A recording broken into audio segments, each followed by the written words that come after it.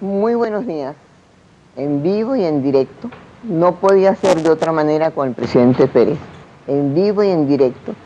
Y había una posibilidad de que yo le preguntara al presidente Pérez, presidente, yo lo dije por cierto en un programa de radio, ¿qué tema en este momento es el más álgido, que le gustaría más? En las 155 entrevistas que le he hecho al presidente Pérez, jamás me ha dicho, pregunte lo que quiera. Esa es la verdad. Y realmente es muy difícil entrevistarlo porque contesta lo que quiere y no contesta lo que no quiere, pero aparece contestando. Por supuesto que es para Venevisión, pero Buenos Días, en el cual se le admira y se le quiere como en el resto del país. Ahora, esta entrevista es especialmente difícil dado el contexto mundial, el contexto de Venezuela, y porque en Venezuela el presidente Pérez, en su segundo mandato, empieza lo que los políticos y los analistas llaman la maca, el tercer año. Ya no es el presidente de la luna de miel, en el cual puede ofrecer todo, ni es el presidente todavía saliente, porque todavía tiene mucha gente a su alrededor, todavía no están hacia el nuevo candidato. De manera que es una entrevista especialmente difícil y será heterodoxa. Yo le he preguntado a gente de la oposición, a gente de la calle, a estudiantes, a obreros, ¿qué le preguntarían al presidente Pérez? Por supuesto, los economistas me hacían unas preguntas, los empresarios otras, los obreros otros, la gente sobre la seguridad, sobre la salud, sobre las vías de comunicación, sobre la información. Por cierto, que hoy no salió un aviso suyo. Su servicio de la OSI es excelente, presidente. Pero aunque usted dice... Te corresponde a ti el aviso, ¿no? No, le corresponde a la OSI, pero porque todos los jueves cuando usted habla a la radio, sí se lo pone. Te estamos prestando el local, no, tampoco el aviso también, ¿no? El local es la casona, es la primera vez que le hago una entrevista en la casona como presidente. Así que vamos a hacerle todas las preguntas. Es un año, como dije, sumamente difícil. Y quería preguntarle que podría casi repetir las preguntas del año pasado a esta misma época. Y por cierto, adelantamos la pregunta, la entrevista, porque usted se iba a ir para Davos, pero no se va. ¿Por qué no se va, presidente? Primero que todo, buenos días para todos los compatriotas y extranjeros que tienen la bondad de escucharme en esta mañana. ¿Que son muchos? Afortunadamente pienso que sí.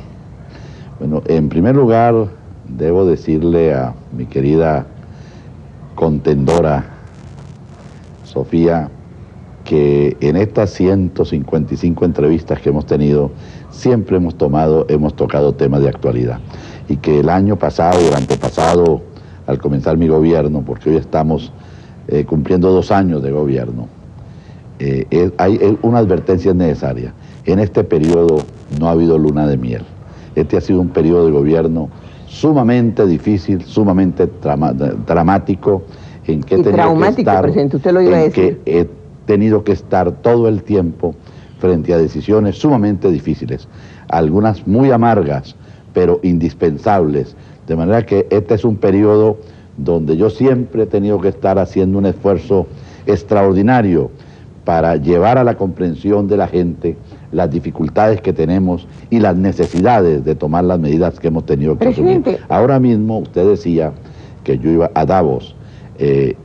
Al ser presidente electo, estuve en Davos para exponer ante la reunión de empresarios más importante y más valorada que se hace en el mundo, los lineamientos de mi gobierno. Y ahora pretendíamos los países latinoamericanos, en la representación de 4 presidentes, ir a Davos para lograr ante el empresariado mundial, ante el empresariado mundial exponer la posición de América Latina. Lamentablemente la circunstancia que estamos viviendo trajo por consecuencia que el presidente Collor de Mello viera difícil su viaje, el presidente Menem de igual manera, el presidente Fujimori, etcétera. Entonces, en definitiva, vimos que no era conveniente o no era posible hacer este viaje en esta oportunidad por el motivo de la crisis que nos ha creado. Ellos hubieran decidido ir, usted, consciente de su papel, no hubiera ido porque no es el momento. Si hubieran podido ir los 4, porque no tenía objeto que fuera uno solo. Lo importante es que fuéramos los 4. Y como esto no era posible, entonces prescindimos del viaje. Ahora, este un año que fue de sinceración económica, pero de un alto costo social y político. Por ejemplo, uno de los mejores analistas políticos, que es Quiroz Corradi, haciendo un análisis de su discurso bien interesante, porque usted tuvo la valentía de decir que ese es el año en el cual hay que corregir los errores. Y también es un año también de hacer un poco ya de síntesis en lo que usted ha hecho. Dice que en un comentario más acertado sobre el mensaje presidencial fue dado en una caricatura donde un personaje decía: qué bello país describió el presidente en su mensaje, ¿por qué no podemos hacer lo mismo en Venezuela? Y después dice Corradi: ha confundido al presidente crecimiento con justicia social, con equidad global, con justa distribución de la riqueza, con felicidad ciudadana. No fueron suficientes 30 años de estadísticas macroeconómicas positivas, acompañadas con 30% de pobreza crítica, etc. Bueno, la verdad es que ahí hay mucha palabra, mucha retórica, y se monta sobre realidades, indudablemente, ¿no? Hacer un país no es de la noche a la mañana. Nosotros, los latinoamericanos, somos países realmente jóvenes. Hemos cometido muchos errores, muchos que nos han inducido. Cometiéndolos, muchos, los mismos. Perdón, los errores los cometen todos los países y todos. Pero no los repiten. Pero no lo estamos repitiendo, Sofía. Pero me deja terminar lo que le estaba diciendo.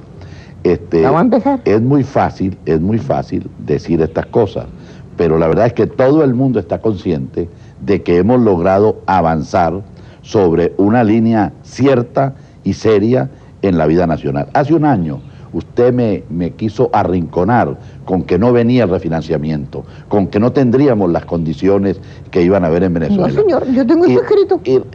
Por eso, porque lo tiene escrito, se lo digo, y además no lo vieron, de que no íbamos a triunfar en el campo que llevábamos, que no íbamos a lograr las opciones que queríamos. Hoy de eso no me puede hablar porque lo logramos. De manera que aquí hay al costo de la seguridad nacional, de la desnutrición. No, perdón, todo lo contrario. La desnutrición por primera vez la estamos corrigiendo.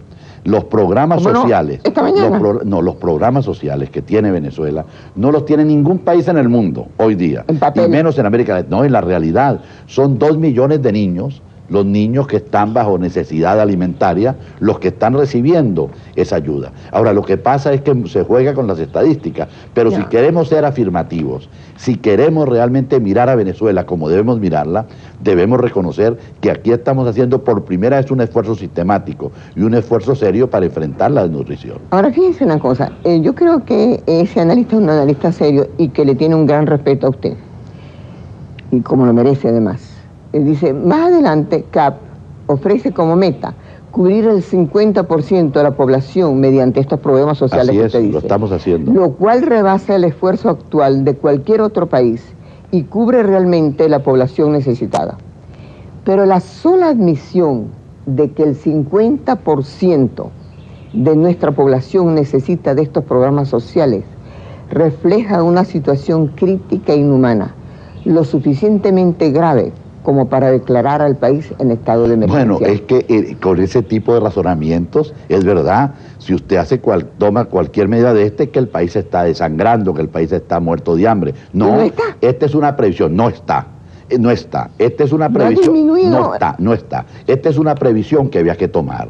Nosotros estamos cubriendo ampliamente muchísimo más de la pobreza crítica. La pobreza crítica no nos llevaría a cubrir más del 20% de la población venezolana. ¿Usted hubiera necesitado en su primer gobierno un 50% de ayuda? Perdón, es que en el primer gobierno la ayuda iba por otro lado, había más empleo.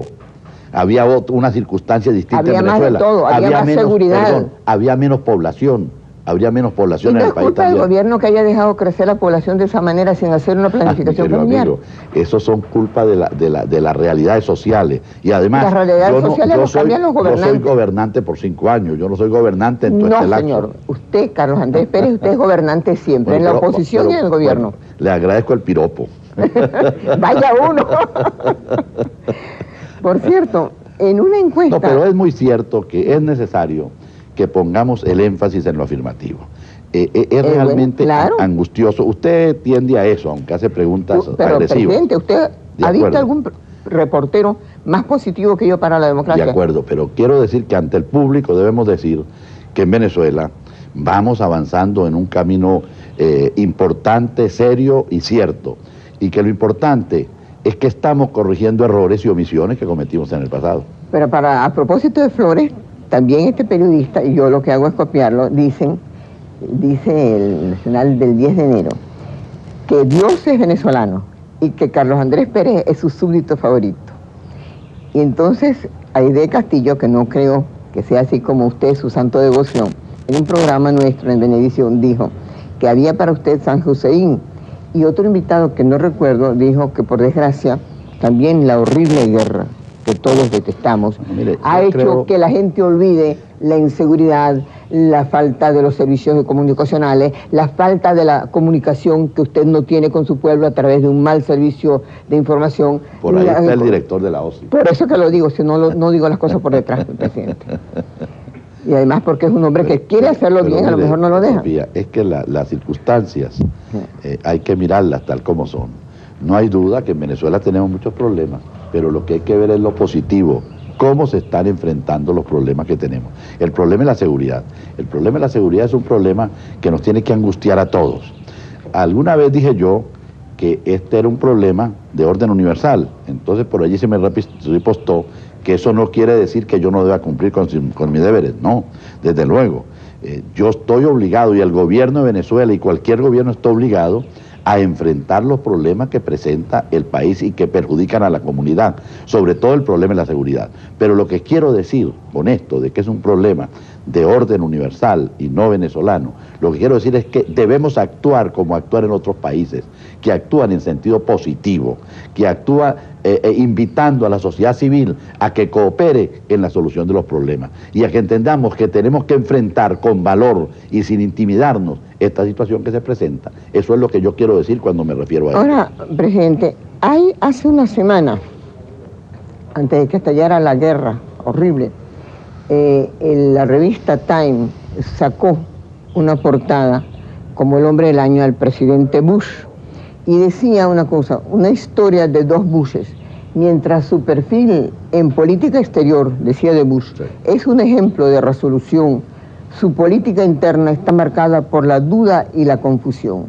Eso mismo dicen de usted, que es luz de la calle y oscuridad de la casa. Porque por un lado, por ejemplo, usted ha demostrado una actitud firme, extraordinaria, de hombre democrático en su actitud internacional. Y generalmente usted... ¿Y hacia adentro dónde está la vacilación? Vamos por calma, usted quiere ir más rápido, siempre usted va muy rápido. Ahora, ¿por qué dice usted, por un lado, esto?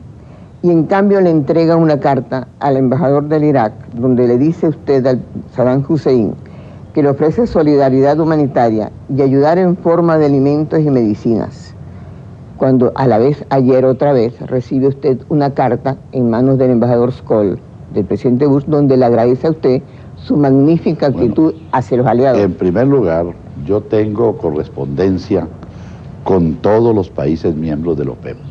Tengo correspondencia con los países fundamentales de los no alineados.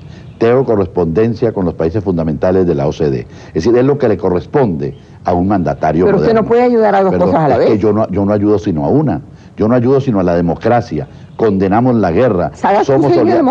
Perdón, pero déjeme terminar. Somos demócratas.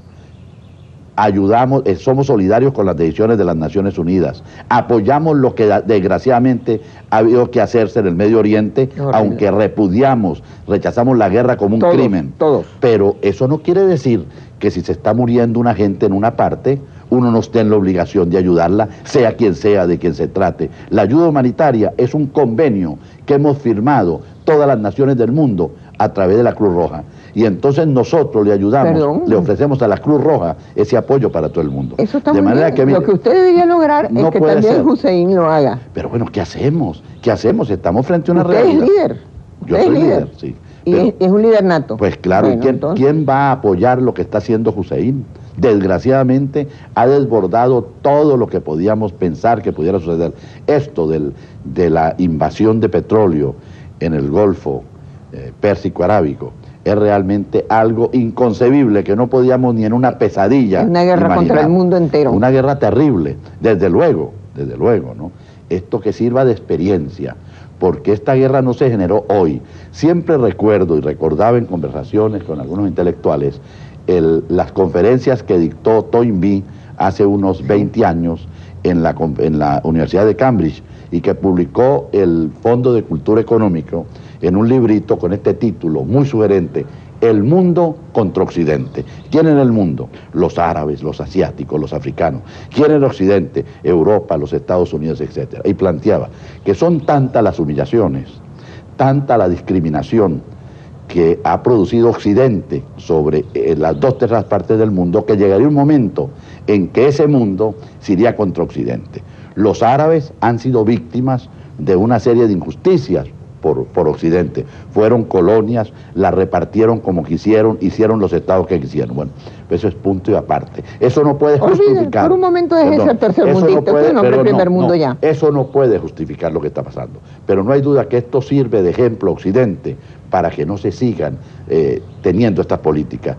Hussein se está apoyando, desgraciadamente, sobre una cultura antioccidental que se fue generando en esa región.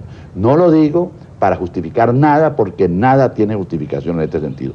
Lo digo para que aprendamos la experiencia y no volvamos a caer sobre esa situación y tengamos un concepto un poco más amplio de justicia internacional. Esto es lo que pedimos nosotros. Ahora fíjese una cosa, usted dijo hablando con unos intelectuales, y yo diría sobre todo hablando con un intelectual. Fidel Castro y usted tienen quizás algunos puntos en común, yo creo que cada día menos, pero uno en que es la debilidad, que es García Márquez. Resulta que para ustedes García Márquez es el oráculo. Usted lo tiene metido en la sopa y Fidel Castro lo tiene de bufón. Mire, así que, mire, perdón, hay que tener respeto por la gente. Como no, yo la respeto, No hay que caer en esos sectarismos, ¿no? Pero es que García usted habla Márquez es uno de los grandes, García Márquez es uno de los grandes intelectuales. Y también de América Octavio Latina. Paz. Y Octavio Paz es una de las grandes usted no habla con Octavio Paz, sino Latina. con García Márquez. Yo quisiera hablar con Octavio Paz también, y cuando pueda hablar hablo con él y con cualquier intelectual. Pero usted, ¿quién se lleva cuando está de vacaciones a García Márquez? García Márquez ha venido a Venezuela. Porque para es un mí es vividor. muy grato.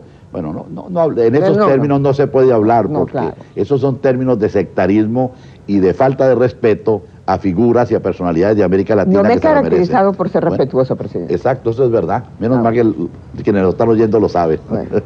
Ahora, presidente, volviendo a las dos caras, usted habla mucho de privatización en Venezuela, y cosa que lo honra. Usted es un hombre que no solamente se ha estancado, sino ese brinco que usted dio y que le dio una victoria fotográfica pero real de su vida. Usted ha hecho un brinco intelectual y usted habla con privatización y de todos los cambios económicos con sinceridad. Y le dijo a los empresarios que nos visitan, fíjese a la gente que nos va a venir, y le dijo a los periodistas y a la gente que nos ha enviado los países, digamos, muy industrializados, que aquí pueden estar seguros y que podemos colaborar. Pero lo entrevista El Tiempo de Madrid, y fíjese lo que dice usted. La privatización, lo tengo aquí, no es invento mío. Bien, sí, yo me acuerdo lo que digo. La privatización... De las características voy a hacer la coherencia. La privatización se ha convertido en palabra de moda, dice el presidente Pérez. Las fuerzas conservadoras, no sé quiénes son, porque hoy día no se puede ser conservador. Las fuerzas conservadoras se alegran cuando hablan de que hay que privatizarlo todo. Y sostienen que la economía de mercado absolutamente abierta es la salvación de los pueblos. Pues gracias a ella habrá paraíso en América Latina y en África. Esto no es verdad. La privatización no es la panacea de los males. En estos días se habla de la privatización, por ejemplo, muy bien llevada de Viasa. Haya expresado este pensamiento mío. Sí. Ahora, usted dice, por ejemplo, cuando le preguntan sobre, estamos privatizando a Viasa, y usted tiene un nombre muy serio ahí, dice, ¿qué opina sobre las recientes privatizaciones en América del Sur, especialmente en las líneas de aviación? Y usted le dice, son las que me producen más dolor y lástima, porque las líneas aéreas son algo más que un negocio. Son la expresión de una soberanía nacional, porque nos permiten decidir cómo vamos a movernos en nuestro ámbito y en el resto del mundo. ¿Cómo es eso? Entonces, por aquí dice una cosa y por ahí dice otra. Absolutamente cierto. Lástima que la madurez del pensamiento latinoamericano no nos haya llevado a pensar que podíamos tener una gran línea aérea latinoamericana, que nos diera el dominio sobre nuestros aires, que nos dijera cómo debemos volar. Por ejemplo, cuando decide una línea aérea transnacional poner un centro de comunicaciones con el sur de América, entonces lo pone en Miami. Pero si tuviéramos una línea latinoamericana, lo pondríamos en Caracas. Y entonces no tendríamos que ir a Miami para ir a Buenos Aires, no tendríamos que ir a Miami para ir a Chile, sino que pasaríamos por Caracas y seguiríamos directo hacia el sur de América. Bueno, entonces, lo que he dicho yo es que lo lamentable es que tenemos que privatizar las líneas aéreas, porque estamos convencidos que líneas aéreas nacionales son absurdas. Pero mientras tanto, ¿quiénes están comprando las líneas aéreas? ¿Quién compró, por ejemplo, las líneas argentinas? Iberia, una línea estatal española, de manera que no se están privatizando, sino se están pasando del poder público, del poder estatal de América Latina al poder estatal de Europa. Eso es lo que yo que me lamento, pero a pesar de que me lamento, estoy convencido que tenemos que hacerlo. Ahora, si hubiéramos podido, como yo se lo propuse al presidente Geisel en 1978, tomando como centro al Brasil, que es el país más grande y el que necesita más de la aviación, hacer una línea aérea latinoamericana, todos unidos en una sola línea aérea. Hoy tendríamos, no, esto es distinto porque claro, no es a favor nuestro. Bueno, hoy tendríamos una gran línea, volaríamos mucho mejor y más barato entre todos nuestros países. Pero como no fuimos capaces de hacer esto, ahora no tenemos más recursos sino vender las líneas aéreas. Ahora fíjense una cosa, en Inglaterra, que es un país de gran rol social, hay 11 millones de nuevos accionistas por la privatización, la mayoría de los cuales son empleados, trabajadores o simples consumidores.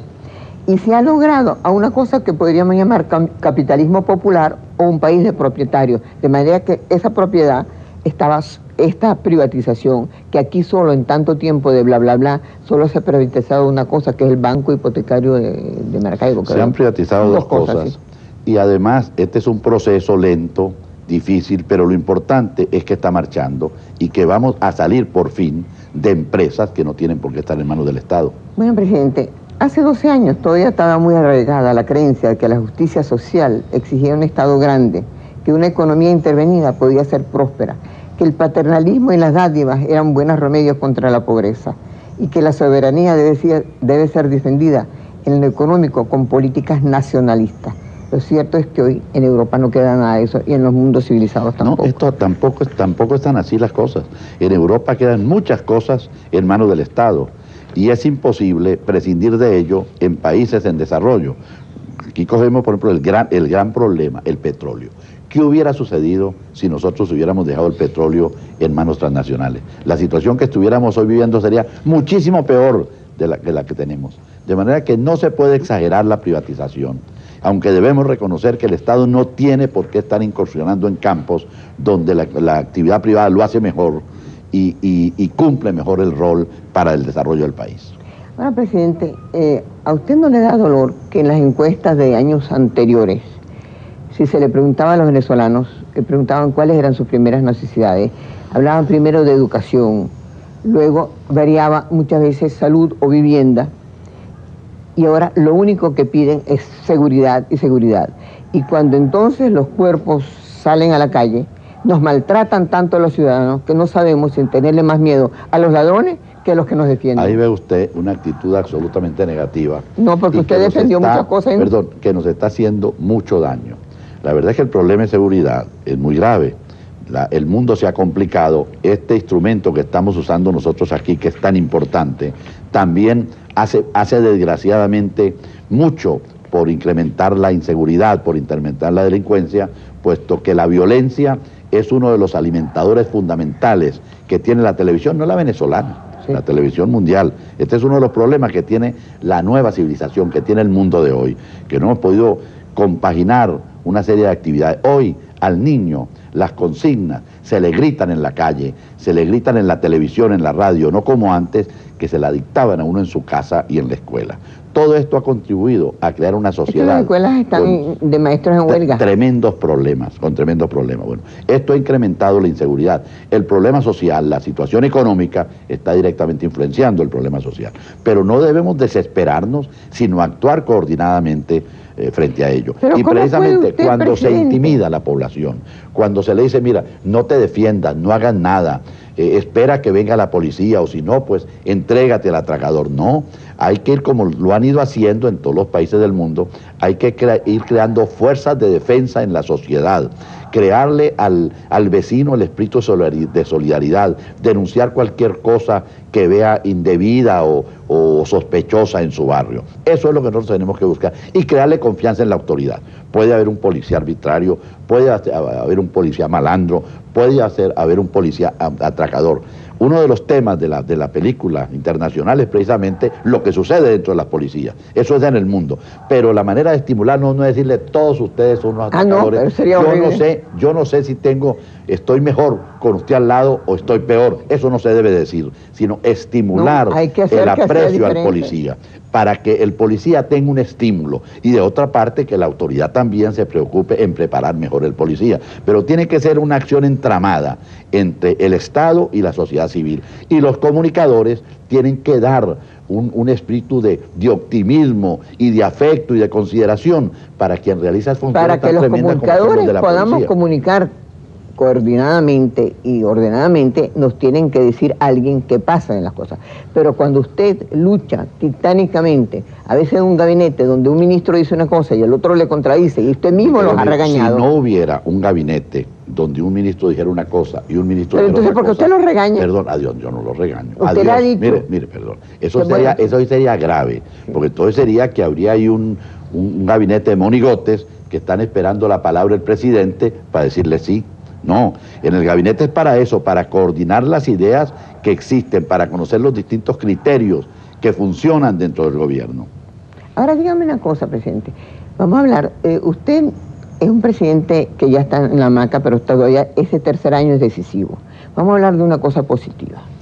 Usted el año pasado me dijo que este año va a ser un año mejor. Sí, señor. El año pasado, ¿no? Sí. Fue un año, como usted dijo, de grandes dificultades, en cual lo económico sin duda tuvo preponderancia.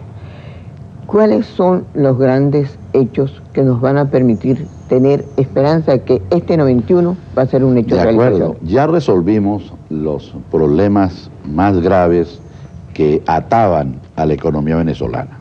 Uno de ellos, del que ya prácticamente no se habla, es el problema de la deuda pública externa, que lo hemos resuelto nosotros lo hemos cambiado por hablar de negociación muy importante, y que aunque no es lo ideal, hemos logrado liberar a Venezuela de tener que pagar más del 50% del valor de nuestras exportaciones para pagar menos del 15% en el servicio de la deuda. Luego hemos integrado la economía venezolana a la economía internacional. Hoy tenemos abierto el sistema financiero mundial. Estamos recibiendo créditos concesionales para adelantar muchas actividades de nuestra industria. Estamos programando ya dentro del 8º Plan de la Nación un desarrollo coordinado del país.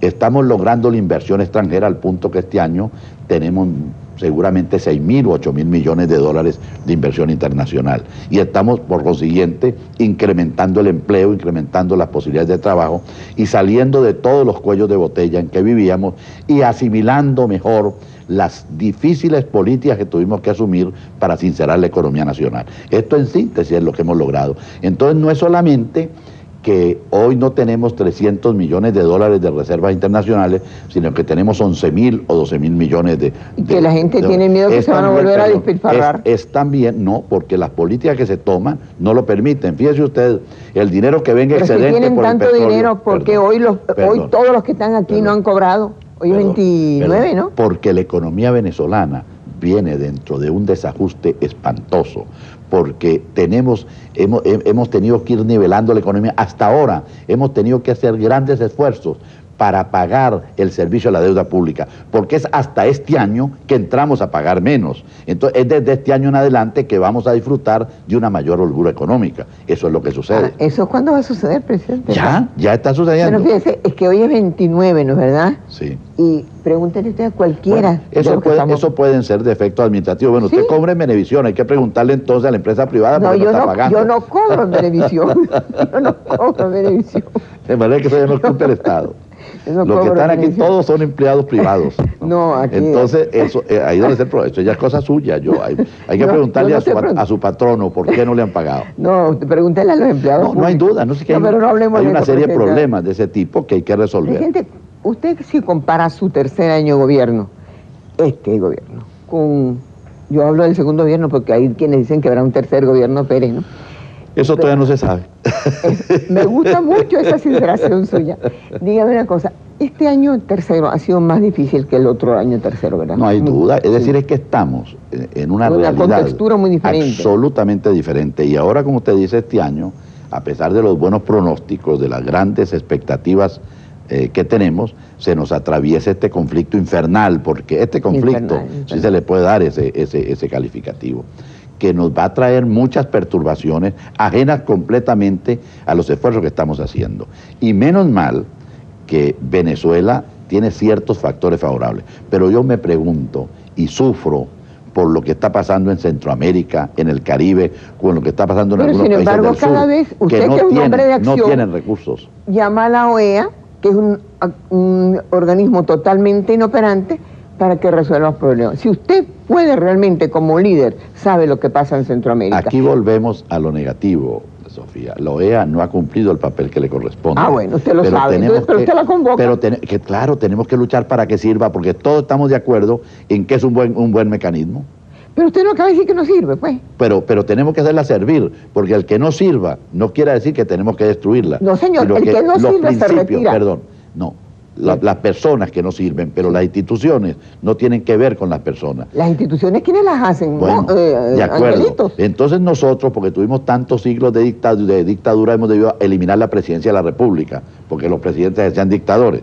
No sea tan ingenua, Sofía. Ay, lo que no vale, la institución, no hay nadie que discuta. Le falta, como decía Gonzalo Barrera, no hay nadie que ignore, no hay nadie que niegue que la OEA es una institución fundamentada en principios muy sanos. Lo que tenemos que hacerla valer. Mi discurso en la OEA, ¿cuántos años? Hace un año, no sé cuánto. Mi discurso en la OEA fue precisamente una crítica descarnada y total a lo que es la OEA. Bueno. Si me hubiera llegado a mis manos algún día, yo hubiera podido comentarlo. Pero no vamos a destruirla. Ah, bueno, no sé lo que va a construir usted. Ahora, dígame una cosa, usted habló de dictadura y usted me va a permitir, como dije, que esta entrevista va a ser heterodoxa porque usted es un hombre amplio. ¿Cómo se explica usted sociológicamente como venezolano que reflexiona?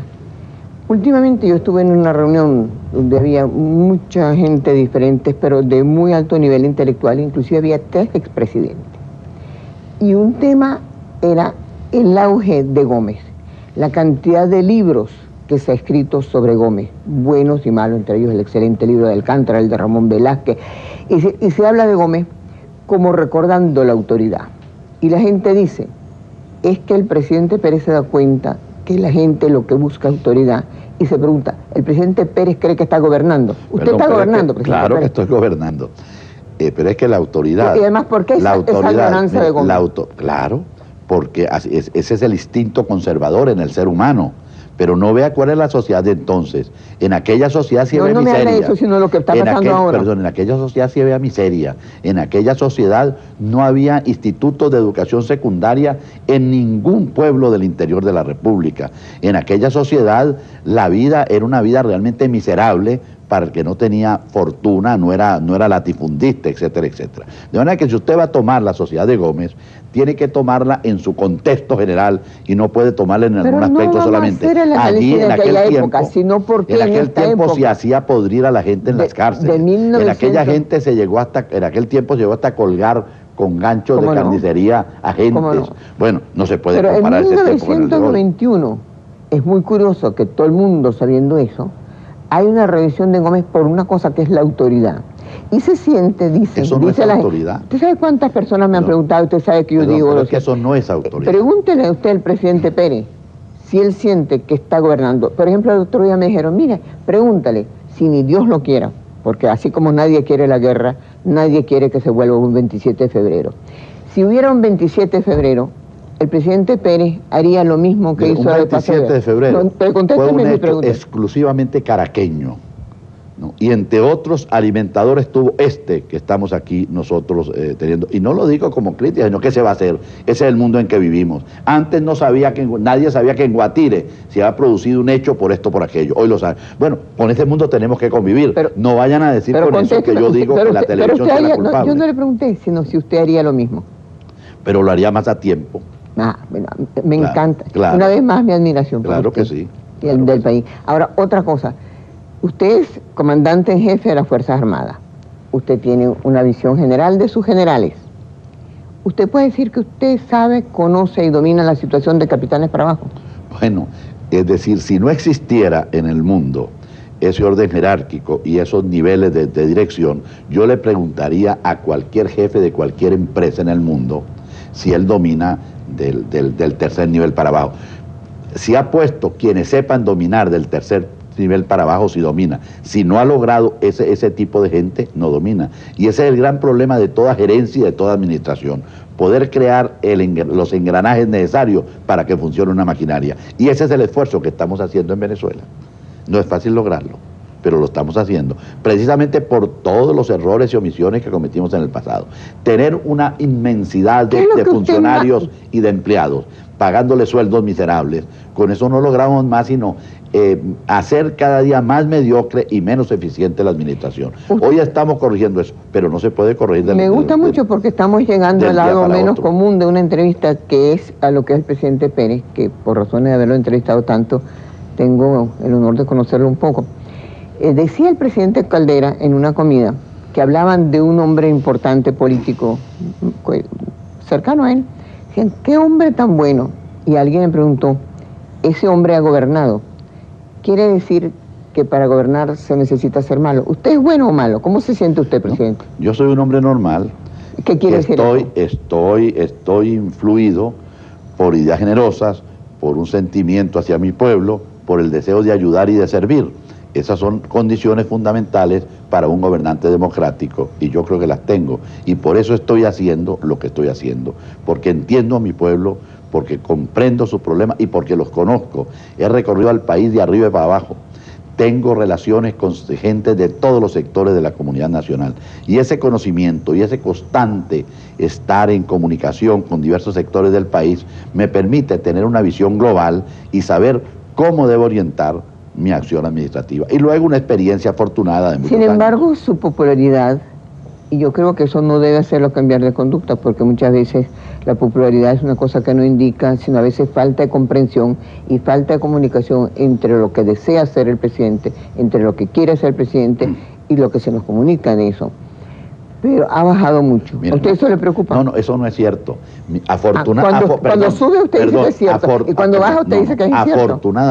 Afortunadamente, el país cree en mí. Yo tengo popularidad. Ahora, que haya desacuerdo con políticas mías, eso es inevitable y en este momento, más que nunca, porque muchas de las cosas que hemos hecho tienen que provocar rechazo natural en la gente porque modifica su modo de vida, pero afortunadamente me acompaña la popularidad. Precisamente cuando yo salgo a la calle y me acompaña... Usted me lo dijo la vez pasada también, y es verdad, y es verdad. Exacto, bueno. Sí, además de manera yo siempre y eso digo... lo conservo yo, pero lo que yo puedo decir es que yo no hago nada pensando en si me van a aplaudir o no me van a aplaudir. Ni yo salgo a la calle y me pongo a ver para dónde es que voy a obtener más aplausos, sino que tengo que ir por este camino, que es el que menos aplausos me va a dar, por ahí voy. Tanto lo sabe que nadie sabe qué tipo de gobierno tiene, porque, por ejemplo, usted no está bien, a veces no está bien ni con Fede Cámaras ni con la CTV, y a veces está bien con CTV. Eso es lo que indica que estoy haciendo un gobierno mirando los grandes intereses del país y no los intereses de ningún sector. Eso es verdad, y eso es una de las cosas, a mí me decía alguien, que además ha aprendido mucho la entrevista conmigo. Yo como que voy a dejar de entrevistar porque me sabe dar la vueltiña, como dicen los portugueses. Ahora vamos a las grandes inversiones y vamos a hablar un poco de un problema esencial para Venezuela. Yo no diría que por fortuna, tampoco por desgracia, todavía seguimos siendo un país monoproductor y nuestro principal factor de economía es el petróleo. Dice ese cronista que me parece serio, dice, creo sinceramente que las enormes inversiones en el sector público, aluminio, petroquímica y petróleo, a pesar de que contarán con el concurso del sector privado, parcialmente, no apuntan en la reducción del tamaño del Estado, ni aumentar la producción petrolera a 3 o 4 millones de barriles diarios, contribuirá a reducir la dependencia de nuestra economía en el sector petrolero.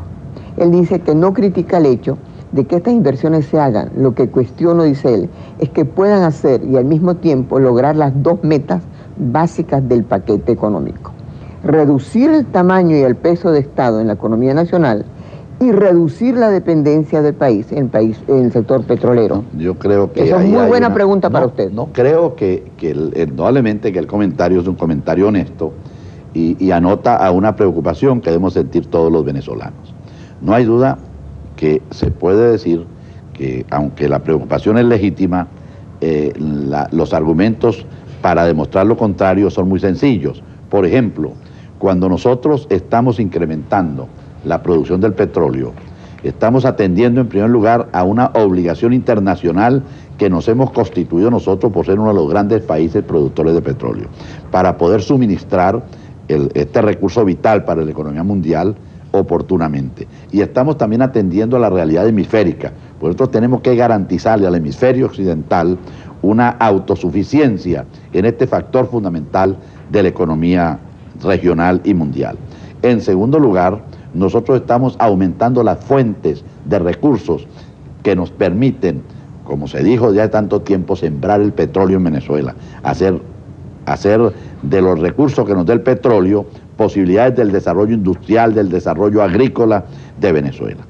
Ahora, aceptamos sí que el petróleo es una industria fundamentalmente nacional, pero en cambio la petroquímica, que es uno de los derivados de los hidrocarburos, prácticamente la estamos colocando en manos privadas. Estamos desconcentrando, descentralizando y disminuyendo el tamaño y el poder del Estado. Todos estos 9 empresas petroquímicas de gran significación que involucran inversiones de más de 4.000 millones de dólares este año, son empresas donde predomina la inversión privada y no la inversión pública como pasaba en el pasado. Ahora, los macroproyectos en aluminio son para el sector privado, no son para el sector público, de manera que sí se va disminuyendo el tamaño del Estado y se va diversificando la economía y se va diversificando la exportación. Estamos dejando de ser país monoproductor. Ahora, la angustia es cómo apresuramos este proceso, cómo logramos llevar más la ampliación de nuestra economía. No, a paso Morrocoy no, vea usted, lo que va a producir el Estado en aluminio hoy es 90% del Estado venezolano. Ahora, dentro de 5 años será solamente el Estado venezolano producirá el 30 o el 20% del aluminio. Ahora, presidente, ¿es Venezuela un país cuya lealtad con la OPEP va más allá de sus intereses hemisféricos y por ende prevalece el criterio que la preservación de la OPEP es más importante que acuerdos entre Venezuela y Estados Unidos? Mire, el debate sobre la OPEP ya es un debate obsoleto. La OPEP ha demostrado, la OPEP para nacer tuvo que nacer contra todos, porque desde luego lo más fácil es que nosotros, es lo mismo, hace para que años, nosotros, los Estados Unidos y los grandes países nos decían cuál era el precio del petróleo y cuáles eran las leyes del petróleo. Bueno, de manera que fundar la OPEP fue ir contra la corriente, fue ir contra lo que en ese tiempo llamamos el imperialismo. Hoy la OPEP es un factor. No habla de eso. Hoy la OPEP es un factor fundamental para el mundo. Ve usted, por ejemplo, si no hubiera existido la OPEP, ¿qué hubiera pasado cuando surgió la guerra esta? ¿Qué hubiera pasado con el mercado petrolero? El factor coordinador y concertador de una política en favor de un mercado petrolero mundial estable fue la OPEP. De manera que ese es un organismo fundamental para la política venezolana. Ahora, y no debemos compararlo con esto o con aquel, sino que cumple una misión importante. Ahora, usted diría, porque la gente lo pregunta mucho de una manera muy simple, para que usted lo conteste lo más, bueno, usted es muy directo. En 1991, lo que llaman el paquete económico, es decir, o las proposiciones económicas, que tanto disgustan a otros, pero que es la única posible y la única válida, va a ir. Es que ya cumplieron sus objetivos, claro que sí. Ahora lo que tenemos que seguir implementando lo que ya se hizo. Ahora, volviendo al petróleo, la gente está un poco preocupada, bastante preocupada, porque eso está además en la prensa. ¿Qué criterio prevalece, la gente se pregunta, en la disputa entre el Celestino Armas y Andrés Sosa Pietri? El de Armas, que es el ministerio quien establece la política del petróleo venezolano, que yo creo que en todo la establece usted, o del presidente PDVSA, que la sugiere PDVSA. Y la decide el presidente de la República y el ministerio solo es la institución. No hay ninguna clase, si hubiera una, perdón, Sofía, aquí ante el país, si hubiera esa situación, yo hubiera pedido la renuncia de Sosa Pietri o hubiera pedido la renuncia de Celestino Armas. Presidente, porque no se pueden tener dos políticas. Usted ha debido pedirle la renuncia a muchos ministros hace mucho tiempo y no lo hace porque usted tiene un corazonzote. No, esto no es cuestión de corazón, esto es cuestión de responsabilidad. No hay ninguna diferencia. La política del petróleo es una política del Estado venezolano. El responsable de ella es el presidente de la República por conducto del ministro de Minas. Y el ejecutor de esa política petrolera es PDVSA y su presidente, el doctor Sosa Pietri. Eso está muy claro y lo entiende todo el mundo. Está claro, pero no es así tan claro. Es absolutamente claro. Lo que pasa es que la especulación periodística, a la que tiene derecho el periodista, trata de confundir una cosa con otra. No hay absolutamente... ¿Quién trata de confundir? No hay absolutamente ninguna diferencia de política cosa, petróleo. Si yo voy a casa de Celestino ahora y entre un rato voy a casa de Sosa Pietri, le dirán lo mismo. Y me dicen cosas diferentes. No. Si me dicen cosas diferentes, le dirán absolutamente lo mismo, porque la quizá política uno diga petrolera, y otro no diga nada. No, la política petrolera no es una teoría. La política petrolera está caminando todos los días sobre el país y sobre el mundo internacional. Y es una sola política. Ahora, no sé, hay unos síntomas tremendos, aún antes de la terrible guerra, de la recesión de los Estados Unidos. ¿Sí? Esa recesión, sin duda, se ve en el mundo entero. ¿Cómo se va a sentir en Venezuela en relación con esta expectativa que tenemos de que vengan muchas empresas? La guerra del Golfo Pérsico es una guerra que tiene efectos económicos sumamente graves para el mundo entero. Y la recesión de Estados Unidos no va a ser, si esto sigue como va, no va a ser recesión de Estados Unidos, sino recesión en todo el mundo industrializado. Y eso tendría efectos muy negativos para todos los demás países, entre ellos Venezuela. Por eso nosotros nos estamos precaviendo, y la decisión cuando se creó el Fondo Macroeconómico de Estabilización Macroeconómica tiende precisamente eso, a poder tener un colchón que nos permita aguantar los problemas que pueden venir ahora. Sin embargo, usted tuvo, para mí, lo más importante de su discurso es su vocación de poder rectificar. Se rectifica lo que no está bien. Usted, cuando hizo los programas conmigo de los 100 días y en la campaña electoral que tantas veces lo hemos entrevistado en Venevisión, que es su casa, le hemos dicho, ¿qué va a hacer usted de nuevo? Entre otras cosas, dijo, va a gobernar con los mejores. Por cierto, que Gómez, déspota, gobernó con hombres increíbles, que hicieron olvidar muchas cosas. Usted no puede decir lo mismo. Usted ha hecho que muchas políticas, en las cuales yo sé que usted pone el empeño más grande, porque usted lo ha hablado con una simple reportera como yo, su preocupación por eso. Usted se ha preocupado por la salud de una manera increíble y va de mal en peor. Perdón. Aquí vuelve lo negativo. No, presidente, yo un día tuve la suerte de estar con usted hace poco. Cuando existían en el país un 10% de los quirófanos que funcionaban y hoy están funcionando el 90%, por ejemplo, puede decirse que va de mal en peor la salud. Recuerde usted que tiene una memoria de elefante blanco. Es un día que estábamos a la hora del almuerzo juntos y estaba usted hablándome de la gran preocupación que usted tenía por la salud. Y la sigo teniendo. Y entonces yo le dije, presidente, yo lo reto a usted, que usted coja su carro presidencial, y yo me sentiría muy orgullosa de estar con usted, y vamos a un hospital. Y si usted encuentra un servicio abierto, y si usted encuentra algo que no sea el piloto automático, quíteme lo que más yo quiera. No, eso lo está inventando en este momento. Yo no invento. Pero sí le digo lo siguiente. Perdón, presidente, no me falta el respeto. Perdón, no, usted me hace el favor y me deja hablar. Bueno, pues no usted está inventando en las palabras una conversación que tuvimos. Yo le dije que encontré la salud peor que como estaba. Eso no lo digo. Eso lo dije yo. Estaba preocupado, estaba muy preocupado. Pero que estábamos reponiéndola, pero que no se vería la solución de los problemas, sino a mediano plazo, porque era tal el deterioro en que se encontraban los servicios hospitalarios, que era imposible que de la noche a la mañana se pudiera ver su cambio. Bueno, pero las cosas buenas. Usted sabe el rule. Bueno, no hablemos de la salud, pero hablemos de todas las otras cosas que usted sabe, que usted no se ha rodeado de los mejores y que ha habido momentos que inmediatamente usted ha debido retirar ciertos ministros y que usted realmente...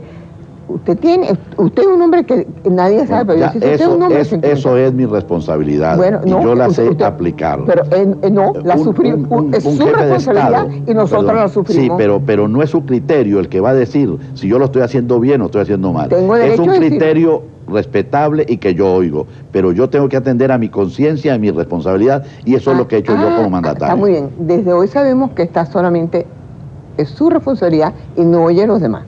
Bueno, eso es lo que usted dice, bueno, no lo que yo digo. Eso es lo que acaba de decir, pues. Ahora, los sectores... Bueno, menos mal que quienes nos están oyendo conocen bien a mi querida amiga Sofía. Y a mi querido presidente Entonces, Carlos Andrés Pérez. No tenemos motivo para decir más nada. Mire, presidente, usted ha sido aladid de la agricultura. Usted es un hombre que viene de Rubio. Usted es muchacho rubio, a usted le duele la agricultura, usted conoce la agricultura. También la medicina, usted se la echa de médico. No hay quien se siente al lado suyo que no tome alguna pastillita. Ahora, dígame una cosa, ¿por qué la agricultura está en el estado en que está? Perdón, porque así venía. Y lo que ¿Esto no lo puede corregir? No, pero precisamente ese es un sector que no se puede corregir como se corrige una fábrica. Si esta fábrica es obsoleta, usted le echó al suelo y puso una fábrica de tecnología de punta y cambia la realidad. La agricultura es un problema mucho más complejo y eso es lo que estamos haciendo. El proceso de reconversión agrícola es el más importante y al mismo tiempo el más difícil que tenemos en Venezuela. Pero vamos hacia adelante con él. Esto es lo importante. Estamos cambiando. ¿Cuáles eran las bases de la agricultura? El subsidio y el proteccionismo. Esas eran las bases de la agricultura venezolana y sobre esas bases no se levanta una agricultura. Hoy estamos creando una agricultura real y eso trae muchos problemas y muchas dificultades. Y la prueba es que los agricultores lo están entendiendo, a pesar de los problemas que están viviendo. Lo están entendiendo, lo están aguantando, bueno, pero presidente. lo aguantan porque lo entienden, o si no se hubieran salido. ¿Y qué van a hacer? ¿Para dónde van a coger? No, ¿cómo? Abandonan. Eso ha pasado en Venezuela muchas veces. Eso ha pasado en Venezuela muchas veces. ¿Cuántos pseudoconstructores están? Yo le puedo traer ya uno, ya, de los que están aquí. Ese es otro problema. No, tuvieron que echar toda la cosecha a los cochinos. Hay falsos. No, eso no es verdad. Eso ¿No es verdad? No es verdad. ¿Quiere oírlo? Claro. ¿Quiere que se lo traiga mire, ya? la reconversión agrícola está en que no se produzca en Venezuela lo que no se debe producir, en que produzcamos solamente lo que podemos producir. Bueno, lo que se votó fue lo que se podía producir. No, hay muchas cosas que se estaban... ¿Qué era la fábrica de cochinos en Venezuela? Alimentos concentrados extranjeros para armar aquí un cochino con productos, materias primas traídas del exterior. Eso no podía progresar, eso tenía que venir a donde vino. Ahora se va levantando sobre otras bases y tenemos que cambiar el trigo forrajero y tenemos que cambiar otra serie de insumos para alimentos concentrados por insumos nacionales y eso es lo que ahora se está produciendo. Presidente, usted sabe que un agricultor por ahí, por Boconó, me dijo una cosa. Ellos tienen un conuco, ¿no? Produjeron, no sé, una cosa que no es tan exótica como la zanahoria, la papa, etc.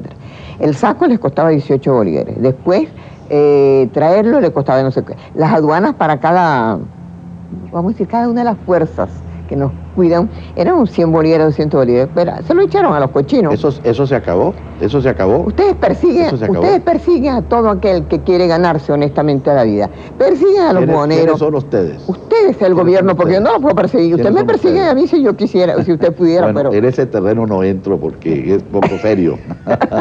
Ahora, mire, usted, en este momento, vamos a hablar de Bush.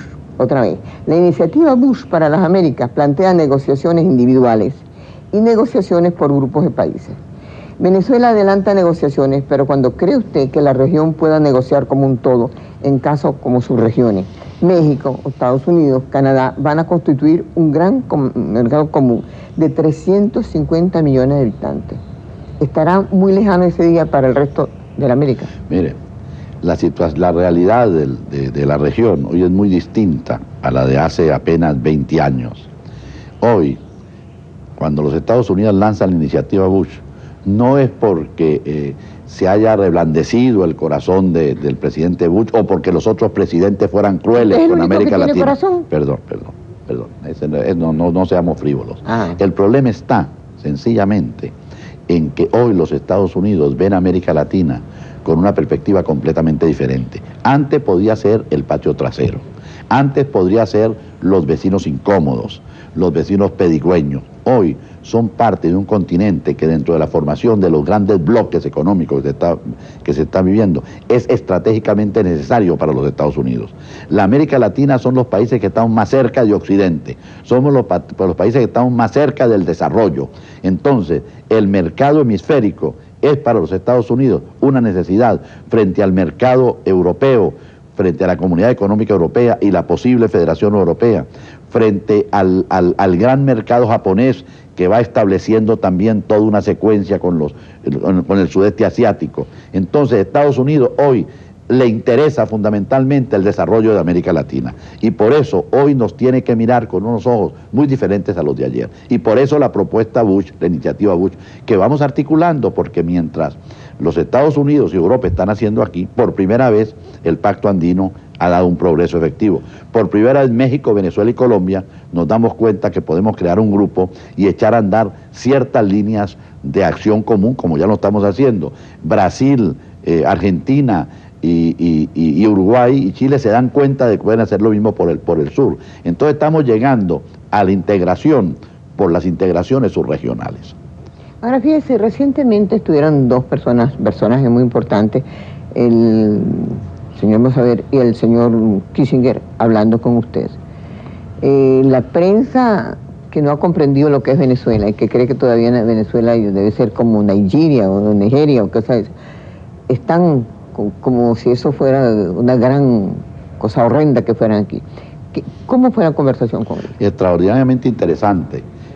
Yo he constituido y he logrado que me acepten un grupo de asesores internacionales que comprenden a gente de todos los países importantes del mundo, tanto Europa, Japón, Estados Unidos.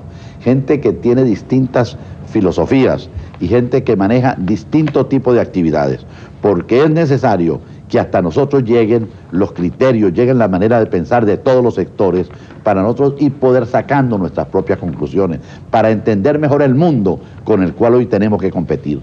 De manera que a mí me satisface mucho, y en marzo, a finales de marzo, va a haber aquí una concentración de líderes de empresas del mundo entero que jamás se había hecho en un país de América Latina y que vienen a conversar con nosotros, a darnos sus ideas, a presentarnos su manera de concebir el mundo y a nosotros poder cotejar las nuestras con las de ellos. Como con medidas de seguridad, tanto en lo personal como en lo que se va a realizar, porque si no, no se hace nada. Bueno, pero no hay duda, eso es lo que estamos haciendo y en eso es que está progresando Venezuela. Ahora, usted se va a enfrentar, ahora que está hablando, a una ley de prestaciones sociales que es un tibio calmante a los afueros de la ley del trabajo que usted tuvo, que al fin y al cabo aceptar.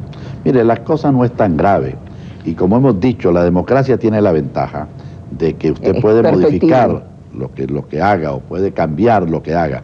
Si la ley resultara negativa, lo dije yo, bueno, pues vamos a cambiarla. Ahora, lo que definitivamente hemos convenido, trabajadores, empresarios y gobierno, es que el sistema de prestaciones sociales anterior para una economía artificial, una economía con cambios fijos, etcétera, etcétera, no sirven hoy el sistema de prestaciones sociales de ayer. Y eso lo vamos a cambiar y afortunadamente hay un criterio generalizado entre todos los sectores. Usted ha hablado de que no debe haber aumentos de sueldo, pero en Venezuela se ha dolarizado. Yo no he dicho que no deban haber aumentos de sueldo. Yo digo que hay que irlos buscando en su momento oportunamente. ¿Cuándo será ese momento? Bueno. ¿Usted sabe ese cuento que cuando el burro aprendió a no comer, se murió? Creo yo que lo primero que hay que lograr es que entre en vigencia la ley del trabajo, que se ponga en vigencia, entonces que se establezca el nuevo sistema de prestaciones sociales, eso es al finalizar este trimestre, y entonces ya tendremos que ir pensando en un reajuste de sueldo y salario. ¿Usted está contento cómo está la universidad, de cómo está la educación, de cómo están las vías de comunicación? ¿Usted? No puedo estar contento, pero no puedo ser negativo frente a eso, sino tratar de mejorarlo y no poner a exagerar lo malo que tenemos esto o aquello. Fíjense que yo no le he tocado ni el punto del BTV, no le he tocado la corrupción, no le he tocado nada, porque me parece que no, es que me parece que realmente se ha hablado mucho sobre eso, yo quisiera ir sobre lo positivo. Me parece que muchas veces, por ejemplo, la parte de comunicación de usted con su pueblo, ¿usted cree que se puede hacer a base de publicidad? Y eso no se hace a base de publicidad. No, yo salgo a todos al interior, me comunico directamente con los productores, con los comerciantes, con los empresarios. Ya el martes reanudo mis giras de este año. El año pasado visité toda Venezuela. Bueno, inaugurando cosas que después no funcionan. Inaugurando cosas no. Si precisamente uno de los defectos míos es que no inauguro cosas y después entonces la gente dice que no se fía en lo que se está haciendo. No, sí se han hecho cosas. Sí, bueno, yo por lo menos sé que se han hecho cosas. Magnífico.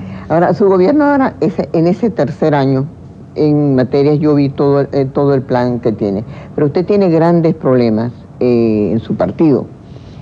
Y ese partido, sin duda, usted tiene una reunión, yo sé. Ese partido, usted sabe, no vamos a calificarlo, tiene también digamos, su pequeño terremoto interno y que no le hace bien. Una de las cosas que debemos decir con toda sinceridad, que Venezuela es un país que está en transformación muy, muy, muy violenta, muy rápida, como va el mundo, y las instituciones se han encontrado un poco fuera de su órbita. Lo que vemos en Acción Democrática como partido lo estamos viendo en los demás partidos y lo vemos en otras instituciones de la vida nacional. Ahora, esto no debe ser para hacernos ver con pesimismo la situación del país, sino más bien para alentarnos a que este es el momento de las grandes transformaciones, de las grandes rectificaciones, de darle solución real a problemas que se nos fueron acumulando en el pasado. Y así yo veo la situación en Acción Democrática. Me parece que usted ha tratado de darle fin al esquema betancurista para iniciar una modernización del partido. Bueno, si es que Betancur fue un modernizador en su tiempo, y no hay duda que a Betancur se le quiere y se le respeta y se le admira, precisamente porque dio un salto a crear la Venezuela moderna. Y dicen que usted está dando ahora, un salto al vacío.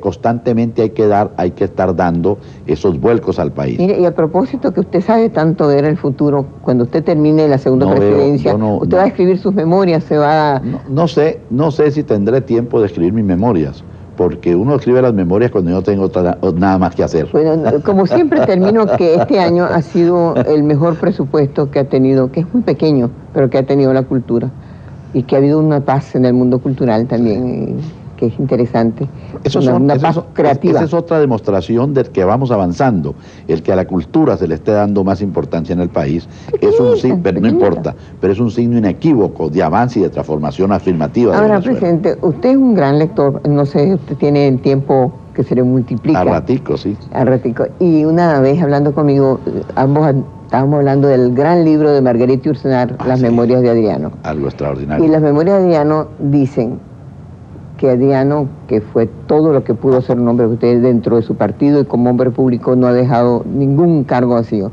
Desde el ministro de Policía, que yo quería tanto, como líder del tercer mundo, que no me gustaba nada, hasta ser un hombre moderno y democrático, que es la Venezuela de juzgarlo. Pero ese libro termina con la frase de Adriano, dice, he sido todo y no es nada. Eso es cierto. Dígame usted. No. Termine usted. Yo creo que esa es la vida. Esa es la vida. Es decir, uno no puede estar nunca satisfecho de lo que ha hecho. Y siempre cuando revisa lo que ha hecho, encuentra que lo que pudiera ser mejor o lo pudiera ser distinto. Por eso es que uno tiene que tener un sentido crítico permanente. Y por eso es que uno tiene que oír, aunque usted decía hace un rato que yo no oía, sí, y tiene que saber rectificar, porque no hay duda que la tendencia a equivocarse por el mismo ímpetu del ser humano es mucho mayor que la de acertar.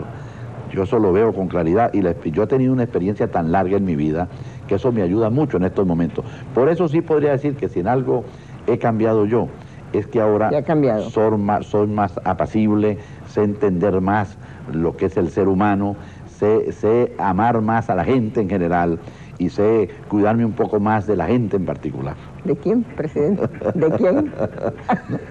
Es que el hombre es un ser inmenso, pero capaz de muchas canalladas y globalmente capaz de muchas cosas grandes.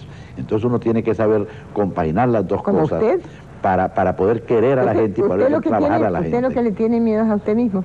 Pues yo creo que sí, que uno debe tenerse miedo a uno mismo, porque es la única manera de vigilarse y de autocriticarse, sin estar haciendo a mí una de las cosas alarde que me llamaba de mucho la atención del presidente Pérez, que no se cansa de verdad y es incansable, es muy difícil seguirlo, y dice que para eso está el descanso eterno. Así es. Que el suyo sea después de muchos años. Que Dios se lo pague, así espero. Dígame, presidente, ¿para cuándo la próxima entrevista? Bueno, en cualquier momento que surja alguna oportunidad interesante podemos siempre la conversar. número 156, y será para Venevisión, donde tanto respeto y a través de todo el país te creemos. Muchas gracias por la entrevista. Para quienes han tenido la paciencia de escucharnos y escuchar las impertinencias yo no sé de quién. Gracias, presidente.